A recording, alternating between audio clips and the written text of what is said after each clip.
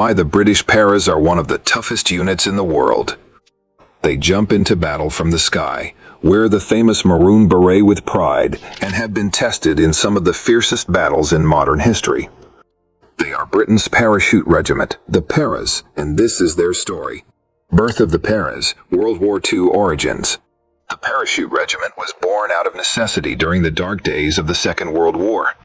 In 1940, Prime Minister Winston Churchill saw the success of German airborne operations in Europe and demanded Britain form its own parachute troops.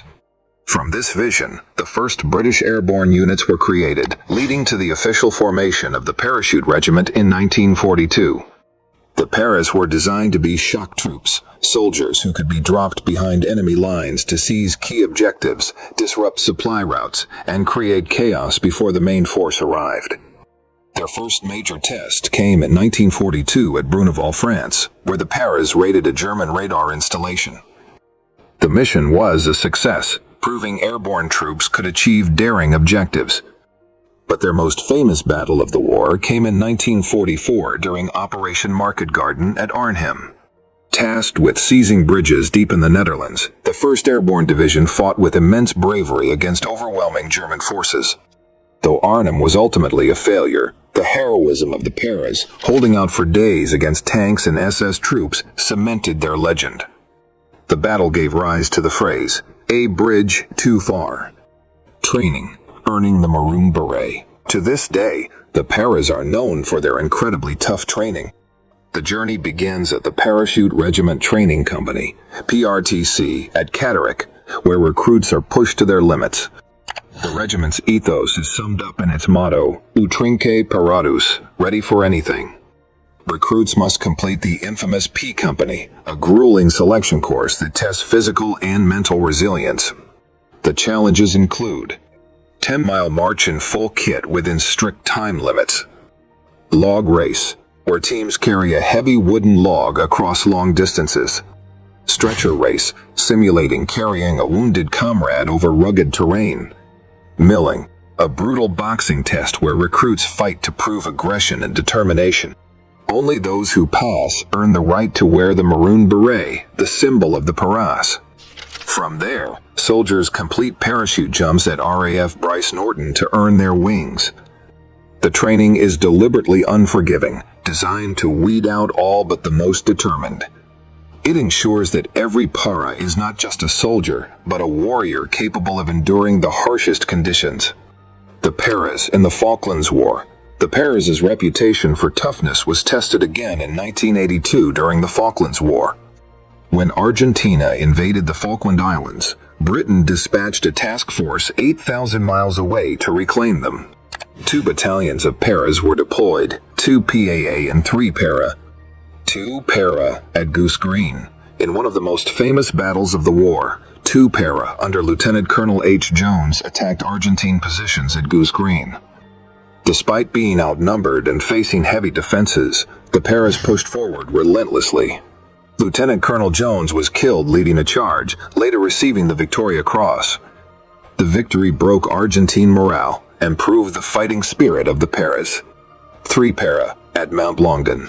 Here, the Paras fought a brutal night battle against dug-in Argentine troops. Fighting with bayonets, grenades, and machine guns, they advanced yard by yard. Casualties were heavy, but their determination carried the day. The Falklands War reinforced the Paras' reputation as shock troops who could endure harsh conditions and deliver victory in the most difficult battles.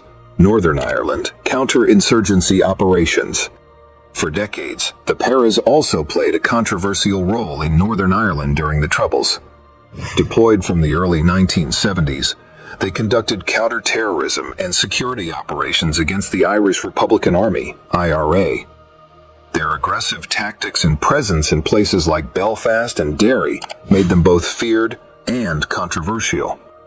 The most infamous event was Bloody Sunday in 1972, when soldiers from one Para shot 26 civilians during a protest march in Derry. The incident remains one of the most controversial in modern British military history, casting a shadow over the regiment's legacy. Despite this, the Paras were considered highly effective in urban combat and counter-insurgency, adapting their skills from large-scale wars to street-level conflict. The Paras in Iraq and Afghanistan. The post-9/11 era saw the Paras once again on the front lines of Britain's wars. Iraq, 2003, 2007. Paras were among the first into Basra during the invasion, fighting house to house in urban combat. They also took part in operations against insurgents during the occupation, facing IEDs, ambushes, and brutal close combat. Afghanistan, 2001-2014. The Paras played a central role in Helmand Province, where some of the fiercest fighting of the entire war took place. In 2006 at Sangin, 3 Para fought a desperate battle holding off Taliban attacks day after day. Their airborne flexibility allowed them to conduct rapid assaults against Taliban strongholds, often parachuting or air landing into remote areas. Many Paras received gallantry awards for courage under fire, with their resilience becoming legendary within NATO forces.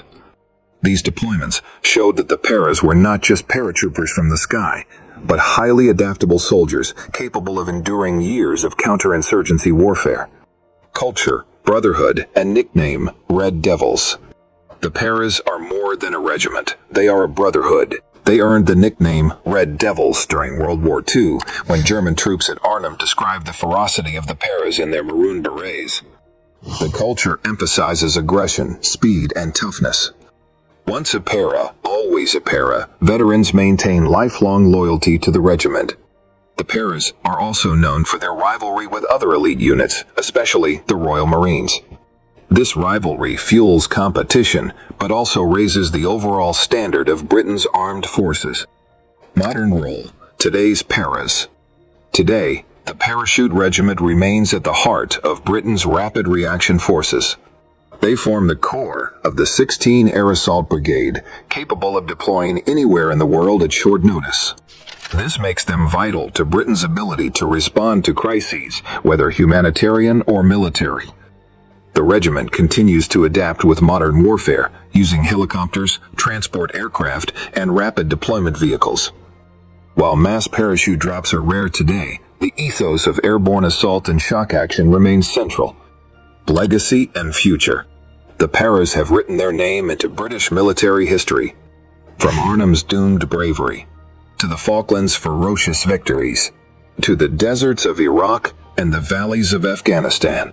The Parachute Regiment has proven time and again that it is one of the toughest and most respected units in the world. Their future remains secure as Britain continues to need rapid reaction forces in an uncertain world. As long as there are wars to fight, crises to respond to, and enemies to face, the Paras will be there, ready to drop into the fray. They are airborne warriors, forged in the toughest training.